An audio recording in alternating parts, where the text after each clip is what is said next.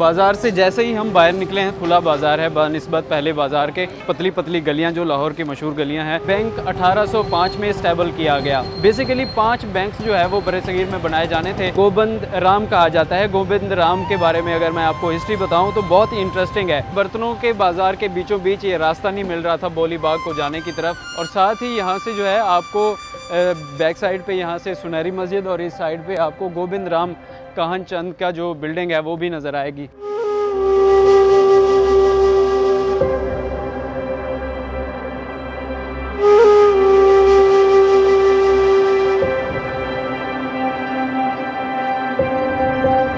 अस्सलाम वालेकुम। GTV की सीरीज़ अर्ज़ पाक में खुशामदीद। मैं हूं आपका मेज़बान शहरियार ख़ान और आज हम मौजूद हैं लाहौर के मशहूर कश्मीरी गेट में, और कश्मीरी बाज़ार से होते हुए हम हिंदुस्तान के पहले माइक्रो फाइनेंस बैंक की तरफ बढ़ेंगे और आपको उसकी हिस्ट्री के बारे में बताएंगे। तो आ जाएं हमारे साथ इस गाड़ी के पीछे पीछे।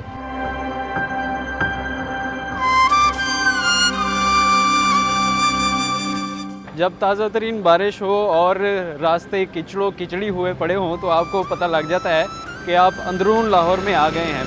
आगे बढ़ते हैं, काफ़ी रास्ता है, उसको तय करते हैं और पहुंचते हैं अपनी मंजिल पे।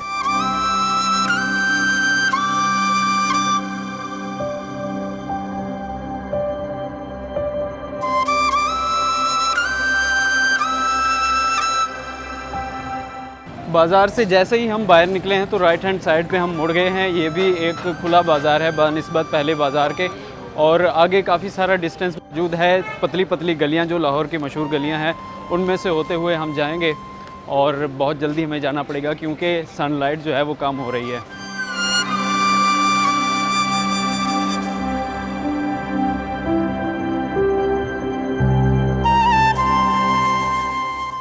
जी, तो अब हम पहुंच गए हैं कसेरा बाज़ार रंग महल में, और आप मेरे पीछे देख सकते हैं बैंक है गोबिंद राम काहन चंद, इस्टेब्लिश 1805। और अब हम जाएंगे किसी छत पे जहां से आपको क्लियर व्यू दिखाएंगे और इसकी हिस्ट्री के बारे में बताएंगे। तो आ जाए मेरे साथ।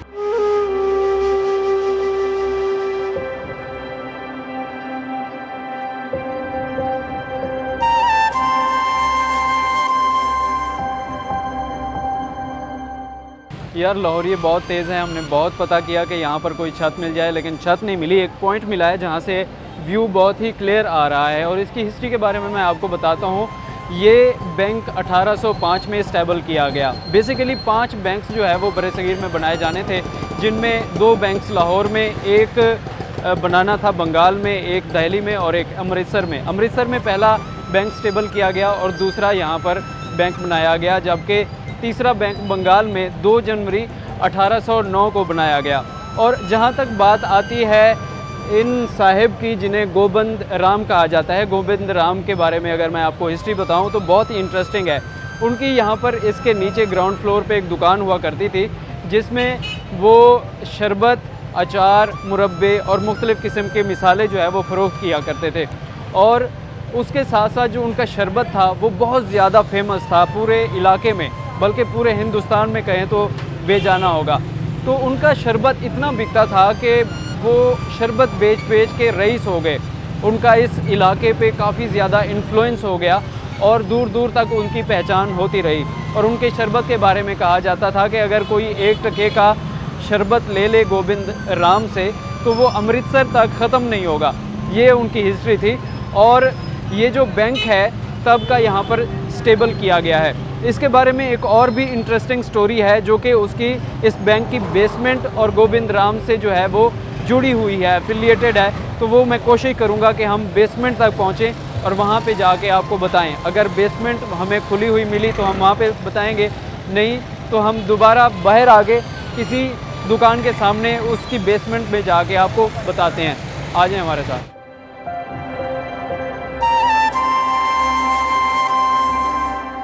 भाई एग्जैक्ट उस लोकेशन पे मैं मौजूद हूँ जहाँ पर बैंक का जो है वो ग्राउंड फ्लोर है। यहाँ पर गोबिंद राम की दुकान हुआ करती थी, वो दुकानें आज भी मौजूद हैं। यहाँ पर बर्तन का कारोबार हो रहा है, और अब हम जा रहे हैं उस बेसमेंट की तरफ जिसकी बहुत ही कदीम और बहुत ही इंटरेस्टिंग हिस्ट्री है, स्टोरी है। तो आ जाए मेरे साथ।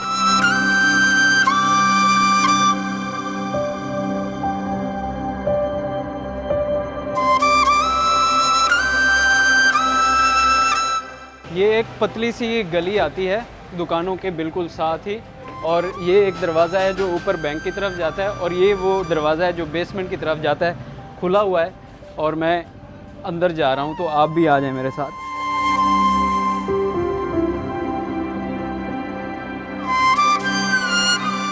अच्छा भाई, ये बेसमेंट में ना काफ़ी सारा बर्तनों का स्क्रैप पड़ा हुआ है जिसकी वजह से हम नीचे नहीं जा सकते। तो आपको मैं हिस्ट्री बताता हूँ। 1947 में जब पार्टीशन हुई तो गोविंद राम ने इंडिया की तरफ कूच करते हुए जो उनके जवाहरात थे, जो उनके जेवरात थे और बहुत सारा जो रुपया पैसा था वो इस बेसमेंट में कहीं पे छुपा दिया था। तो जब दोनों ममालिक के, पाकिस्तान और इंडिया के हालात कशीदगी से बाहर आए और मामूल पर आए, तो गोविंद राम ने दोनों साइड की फोर्सेस के नौजवान लिए और यहाँ पर वो आए पहुँचे और इस बेसमेंट से अपने जो जेवरात और जो रुपया पैसा था वो लेकर वापस लौट गए। और यहाँ पर रहने वाले वो देखकर शुशदर रह गए और सोचते रहे कि हमें ये ख़जाना क्यों नहीं मिला। तो सोचने की बात है कि किस तरह से उन्होंने ये सब कुछ छुपाया था। एक और भी प्लेस है, वहाँ चलते हैं और फिर आपसे इजाज़त लेंगे। आ जाएं।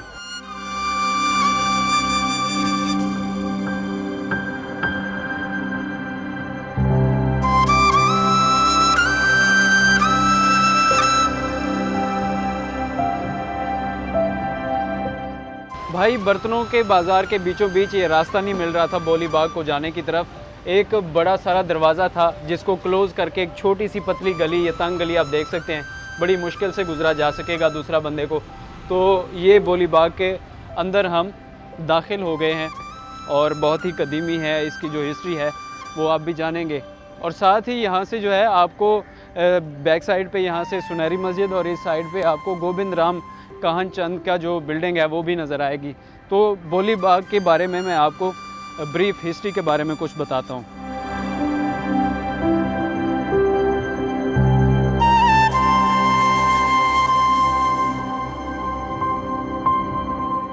घने दरख्त पे बैठे हुए कौवों की आवाज़ें बहुत ही मैसूरकुन महसूस हो रही हैं और मैं यहाँ पर बहुत ही इंजॉय कर रहा हूँ। काफ़ी देर से यहाँ पर बैठा हूँ।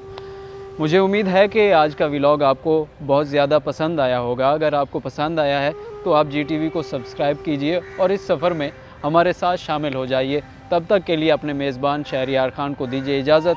मिलते हैं अगले व्लॉग में। अल्लाह निगहबान।